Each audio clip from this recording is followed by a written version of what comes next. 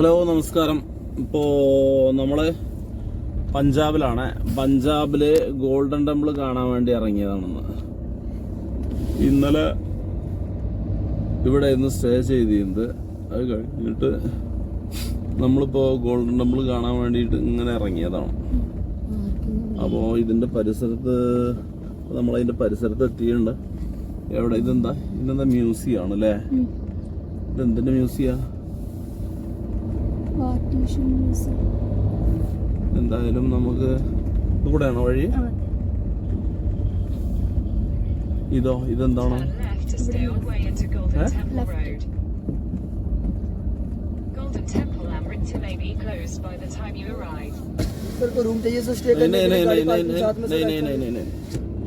ഇപ്പൊ റൂമിന്ന് ഇപ്പൊ വെക്കേറ്റ് ചെയ്ത് പുറത്തിറങ്ങിയിട്ടുള്ളൂ. ഇപ്പൊ എത്തിയിട്ടുള്ളൂ. അപ്പോഴേക്ക് റൂമാണ് ചോദിക്കണം.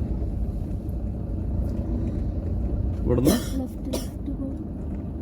ഇവിടെ ലെഫ്റ്റ് പോവില്ലല്ലോ.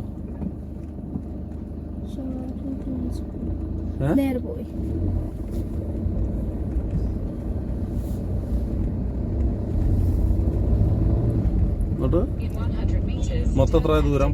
800 മീറ്റർ. എന്താ മ്യൂസിയം ആണല്ലേ? ഇവിടുന്ന്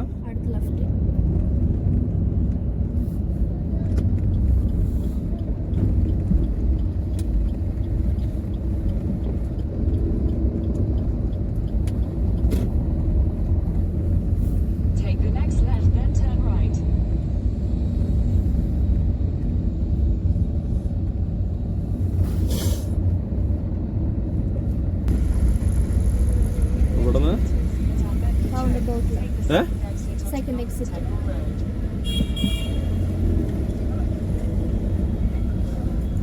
ഇവിടെ ചെറിയൊരു ഇതാണല്ലേ? ഇതാണോ സംഭവം? ഇതാണോ?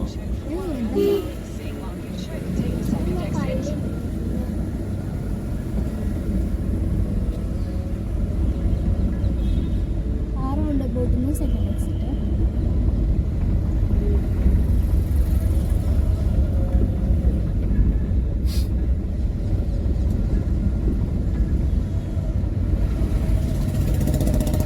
നമ്മള് ഇതിന്റെ ടൗണിലൂടെ അങ്ങനെ ഇറങ്ങിക്കൊണ്ടിരിക്കുക അല്ലേ?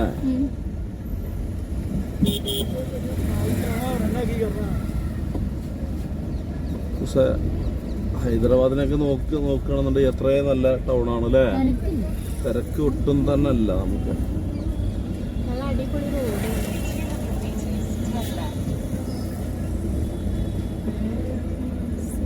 അവിടെ ചോദിക്കാം. സാർ, गोल्डन टेम्पल रास्ता किधर है?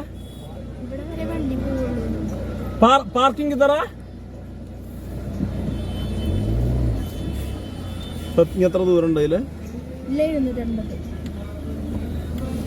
നമുക്ക് വണ്ടി എവിടെയും പാർക്ക് ചെയ്യാം. അപ്പൊ നമ്മള് ഗോൾഡൻ ടെമ്പിളിന്റെ അകത്ത് എത്തിയിട്ടുണ്ട്. ഇവിടെ ഇപ്പൊ നമ്മള് വന്നപ്പോ ആളുകള് ഫോട്ടോ ഒക്കെ എടുക്കുന്നുണ്ടോ? അത് നമ്മള് വീഡിയോ എടുത്തത്. ക്ഷേത്രത്തിന്റെ മണ്ഡപത്തിന്റെ ഉള്ളിലേക്ക് തോന്നുന്നുണ്ട് ഫോൺ അലൗഡ് അല്ലാത്തത്. ഇതാണ് നമ്മള് പറഞ്ഞ ആ ഒരു ക്ഷേത്രത്തിന്റെ കുളം. ഈ നിർമ്മിത കുളമാണ്. കുളത്തിലോട്ട് അങ്ങനെ ഇറങ്ങാനൊന്നും പറ്റില്ല കേട്ടോ. അപ്പോൾ ആ കാണുന്ന ലൈനിൽ നിന്നിട്ടാണ് നമുക്ക് ഗുരുദ്വാരേന്റെ ഉള്ളിലേക്ക് പോകാൻ പറ്റുക. അപ്പൊ എന്തായാലും നമുക്ക് ക്യൂ നിന്ന് പോയി നോക്കാം കേട്ടോ. ഇതാ ആ കാണുന്ന ഗോപുരം സ്വർണത്തിൽ നിർമ്മിച്ചപ്പോഴാണ് ഈ ക്ഷേത്രത്തിന് സ്വർണ്ണക്ഷേത്രം എന്ന പേര് വന്നത് കേട്ടോ. ഇതൊക്കെ ഈ കുളത്തിലുള്ള മീനാണ്. നല്ല അടിപൊളിയായിട്ടുണ്ട്. നല്ല വലിയ ഗോൾഡ് ഫിഷ് നല്ലത്. ഗോൾഡ് കളറുള്ള ഫിഷ്. ഇത് മറ്റേ ഇതാണ്. അപ്പൊ നമ്മളെന്തായാലും ക്ഷേത്രത്തിന്റെ അകത്തേക്ക് പ്രവേശിക്കാൻ വേണ്ടിട്ട് പോവുകയാണ്. 4 ഭാഗവും ചുറ്റുമതിലാണ്. അതിന്റെ സെൻട്രലായിട്ട് ഒരു കുളം. ആ കുളത്തിന്റെ സെൻട്രലായിട്ടാണ് ക്ഷേത്രം.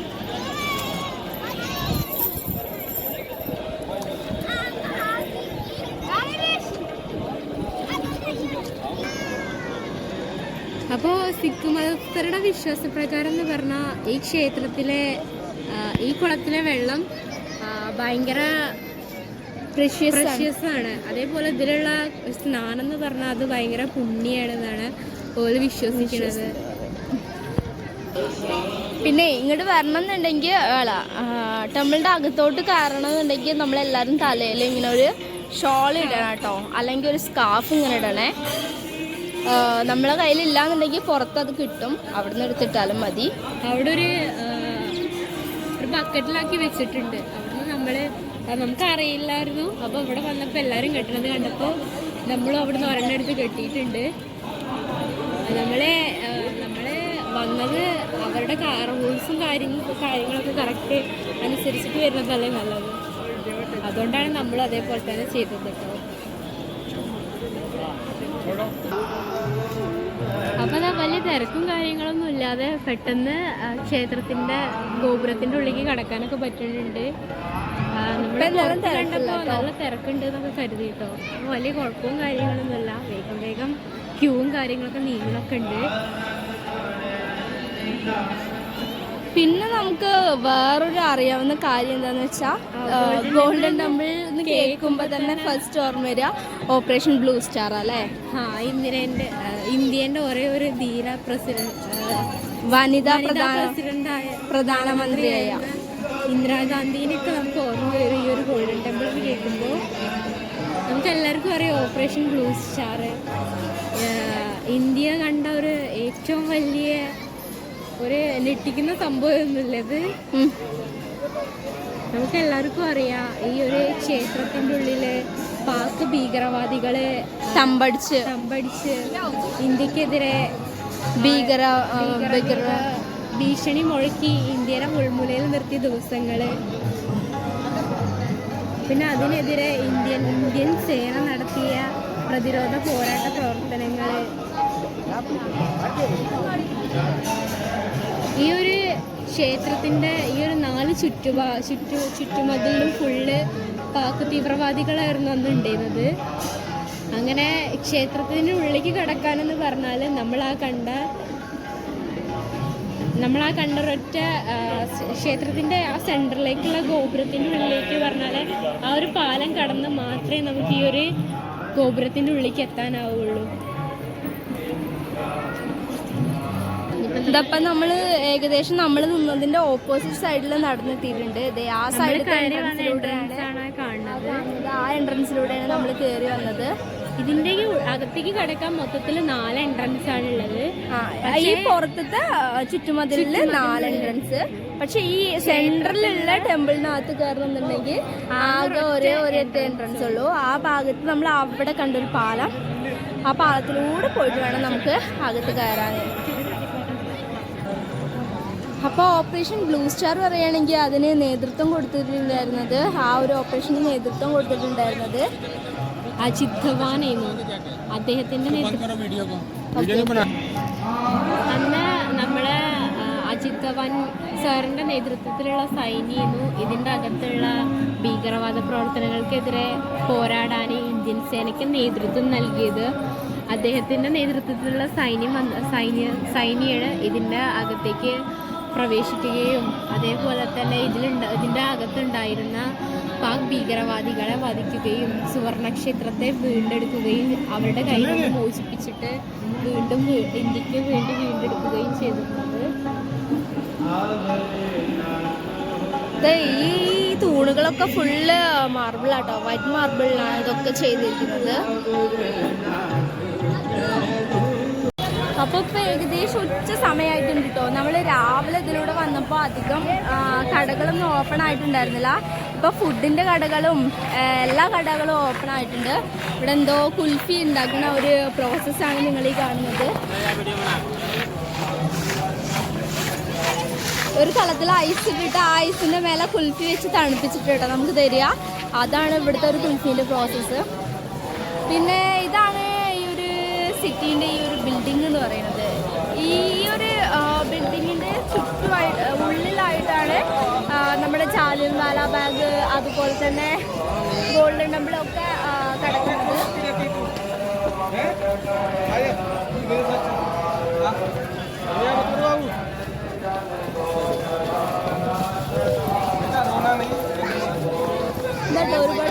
പിന്നെ ഇവിടെ നമ്മുടെ തേങ്ങയൊക്കെ മുറിച്ച് കഴിക്കാൻ വെക്കാൻ വെച്ചിട്ടുണ്ട്. സത്യം പറഞ്ഞാൽ നമ്മുടെ നാട്ടിലാണെങ്കിൽ ഇതൊന്നും ആരും വാങ്ങൂടല്ല കേട്ടോ. പിന്നെ ഇപ്പോൾ ഡ്രസ്സ്, ടവല് അങ്ങനത്തെ കാര്യങ്ങളൊക്കെ ഉണ്ട്. അവിടെ അടിപൊളി ഒരു റിക്ഷ, സൈക്കിൾ റിക്ഷ അല്ലേ, അതിൻ്റെ ഒരു മിനിയേച്ചർ രൂപം ഉണ്ടാക്കി വെച്ചിട്ടുണ്ട്.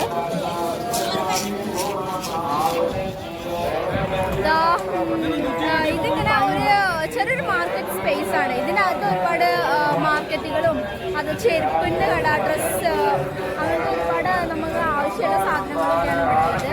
ഇവിടെ കുറച്ച് ഫുഡ് ഏരിയാസ് ഒക്കെ ഉണ്ട്. പിന്നെ പഞ്ചാബി ഫുഡ് കൊടുക്കുന്ന പാനിപ്പൂരി സംഭവങ്ങൾ കൊടുക്കുന്ന കടകളൊക്കെ ഉണ്ട്. പിന്നെ ഈ ഭാഗത്തായിട്ട് ബാങ്കും കാര്യങ്ങളൊക്കെ അവർ അറേഞ്ച് ചെയ്തിട്ടുണ്ട്. സത്യം പറഞ്ഞാൽ ഈ ഒരു ഏരിയ ശരിക്കും ഒരു ഷോപ്പിംഗ് ഏരിയ ആണ്.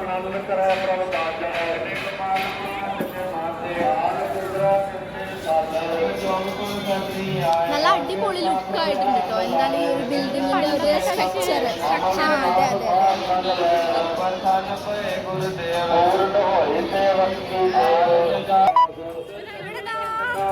നമ്മൾ ഇതിന്റെ അകത്തോട്ട് കയറുമ്പോഴേ ഇവിടെ ഭയങ്കര സൗണ്ട് ആട്ടോ. എന്തൊക്കെ കേൾക്കാൻ പറ്റുമെന്ന് അറിയില്ല. സിറ്റിയുടെ സെന്ററിൽ എത്തിക്കഴിഞ്ഞാൽ നമുക്ക് റൗണ്ട് അബൌട്ട് കാണുക. അവിടെ എല്ലാ റൗണ്ട് അബൌട്ടും നല്ല അടിപൊളിയായിട്ടാണ് ഇവർ ഉണ്ടാക്കിയിട്ടുള്ളത്. ഈ ഒരു ടെമ്പിൾ റോഡ് എന്ന് പറയുന്നത് ഒരു അടിപൊളി സ്ട്രക്ചറായിട്ടാണ് നിർമ്മിച്ചിട്ടുള്ളത്.